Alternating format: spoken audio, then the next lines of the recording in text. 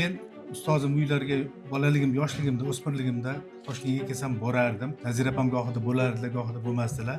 Lekin men bilardimki, Muhammad akaning ko'ngliga yo'llari topib, katta bir shoirni shakllanishiga zamin yaratgan. Shuning uchun men doim aytamanki, Muhammad akaga haykal qo'yganmiz, sizga ham yo'llariga bir o'sha darajada biz bir haykal qo'yishimiz kerak deb aytaman. Chunki 94-yilda men Toshkentga kelib ozgina ishlaganman. Keyin sharoit shunaqa bo'lgan, mana ustozlarimiz yaxshi bilishadi. Bozor iqtisodiy bo'lgan va hokazo va hokazo. Adabiyot ikkinchi darajaga o'ta boshlagan paytda oilada shunaqa sharoit bo'lganki, men Farg'onaga qaytib ketishimga to'g'ri kelgan.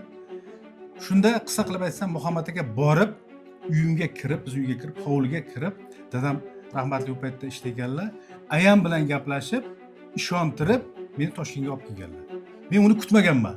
Nima uchun kelganlarini ham bilmaganman, lekin kirib o'tirib, shunday esimda turibdi, so'rida oyoqlarini osiltirib o'tirib, uzumlar endi olayotgan payt, avgust oylarida qarab o'tirdilar-da, aytdilarki, "Ayajon" dedilar, "O'zbekistonda eng zo'r shoir kim?" dedilar.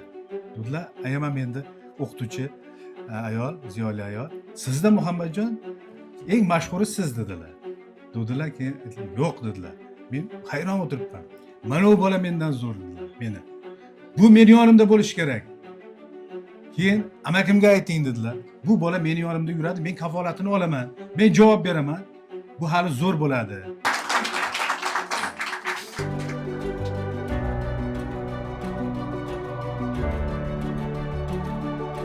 Andijondan bugungacha kimlar chiqmagan?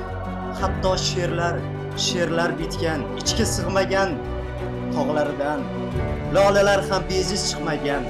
Muhammadga bayroq bo'ldi lolamiz.